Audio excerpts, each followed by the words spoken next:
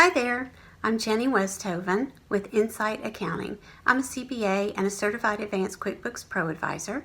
I have a series of videos on YouTube that are 10 minutes or less each and geared towards helping the beginner learn how to use QuickBooks Online and advance their accounting knowledge. Let's get started. Here we are in Craig's Design and Landscaping Services. This is a QuickBooks Online sample company. We're going to use this today to demonstrate how to work in the bank feed area of QuickBooks Online and record your transactions. If you go to the left sidebar menu, you can click on Banking, and this screen will open up. This is the bank feed area. So let's just talk about this a little bit. There are 3 tiles across the top. These 3 accounts have been connected to the online bank with your credentials, your online banking credentials, so that the transactions download into QuickBooks every night. If you need to add another account, you would go here to this green button and it would walk you through the steps to connect your account. We're going to be working in the MasterCard account today. If we move a little bit further down, we see that there are transactions here that have been downloaded and are waiting to be recorded. We can close this notification and that gives us a little bit more room.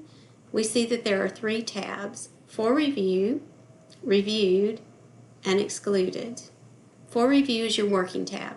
This is where the transactions are waiting on you. So you go in here and you work from here and record them. They are not recorded into QuickBooks yet. It's important to understand that. If you went to the bank register or you went to your profit and loss and you looked for a particular expense transaction, you wouldn't find it yet. It's still in the bank feed waiting on you to be recorded. So it's kind of like a holding area between the transaction going through your bank and the transaction getting recorded into QuickBooks. The Reviewed tab are transactions that have already been recorded.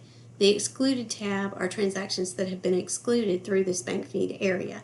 So these 2 tabs are a record of what's happened in the bank feed. They're not really anywhere you need to be working in. There might be a time when you need to go into the Reviewed tab and look for something, but that would be few and far between, and that's kind of a more advanced use of QuickBooks, so it's a little bit beyond the scope of this video. But I just need you to know that if you do go into the Reviewed tab, it gives you an option to undo a transaction. If you do that, if you undo a transaction, you are taking it out of QuickBooks. And if that transaction has already been reconciled through the bank rec, you could mess up your bank reconciliation and kind of be in a world of hurt, especially if it's a transaction from 6 months ago and it messes up 6 months of your bank reconciliations. So you really don't want to be in these tabs. Just use them as a record of what's happened. The For Review tab is your working tab. So let's look at the transactions. There's some from June and July. This first one down here, if we open it up, we can see that there's bank detail right here that says Tanya's Nursery. That's what has actually come in from the bank account. So if you were looking at a paper bank statement, that's what you would see listed by the transaction. So this looks correct because it's saying that it found a transaction already recorded in QuickBooks on June 16th for $82.45, and it's coded with a vendor of Tanya's Nursery. So that looks correct. So we're going to go ahead and match it. So that transaction had already been recorded, and when it came through the bank feed, when it actually cleared the bank, you can just match it. There are 2 more that are like that are matched, and we're going to go ahead and add those at the same time. First, we're going to look at the bank detail and make sure that it appears correct. It does for this one. We're going to close that up to collapse it back. Look at this one. The bank detail looks right. Matches the transaction, the dates, the amounts. So we're going to put a check mark right here in the box to the left of these transactions. We're going to go to Batch Actions, and we're going to accept both of those at the same time. So that's a way that you can work where you can accept multiple transactions at once, and it speeds up your work. If we look at these next 2 transactions, QuickBooks is saying, hey, this is almost a match, but I found 2 records, so I'm not sure exactly which one to match it to. So we open it up and look at it. The bank detail is correct, so the vendor is correct. the bank detail matches correctly. The credit card expense is on June 27th, and that's what matches to the bank feed. So this looks to be the right match out of the two transactions. So we're going to go ahead and match it. Now watch what happens. Now QuickBooks is saying, hey, now I'm only funding one transaction. That's because we've already matched the other one. We know from looking at the other one that this one is correct. Now we have two transactions left. Neither one of these have a payee filled in, and you want to make sure. They're also coded to an account called uncategorized expense, and you don't want that. That means that it's not been coded to a correct account on your profit and loss. It's kind of like a miscellaneous account. So what we need to do is open up these transactions. We look at the bank detail again, and it says Laura's Lamination Business Card. That's been copied into the memo field. So the vendor would need to be Laura's Lamination. As we start typing, it would normally fill in if that vendor was there, or it would give us some choices that were close to that. But it's not filling in, so we know we need to add that vendor. So we're going to type Laura's Lamination.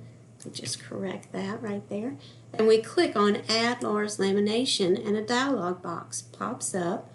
It's telling us that we're adding that name as a vendor name, which is correct. So we want to save it. Now we need to code it to the correct expense account. Business cards could be marketing, or they could be office expense. We're going to go ahead and code it to office expense, and we're going to add that transaction. The next one is Amazon. The payee will be Amazon, but if we notice, the money amount is in the received column rather than the spent column. So that tells us that this was probably a refund from Amazon. So what we want to do, the bank detail says Amazon software. We might want to go ahead and name the vendor that same thing to differentiate it from maybe other Amazon transactions. We're going to add Amazon software as a vendor, hit save, and then what we want to do here, in the case of a refund, you want to code that refund to the same account that you coded the original expense to, so that the two transactions net to zero. So we're going to assume that Amazon software would have been recorded to a computer software account, and as we start typing, we don't see a computer software account offered to us. So we know that this has not been added. I'm going to show you a little bit different way to add it. We're going to go to Add. This is adding an account. The account type is going to be an expense account. The detail type is going to be Office and General Administrative. And the name of the account is going to be Computer Software. We're going to go ahead and save and close. Now that account exists in our chart of accounts, and so we're going to go ahead and add that transaction. And we're done. We've coded all of those transactions. We've recorded them into QuickBooks. And so that's all there is to it, to this basic overview of bank feeds. If you have any more advanced questions, you can contact me through my website or my email.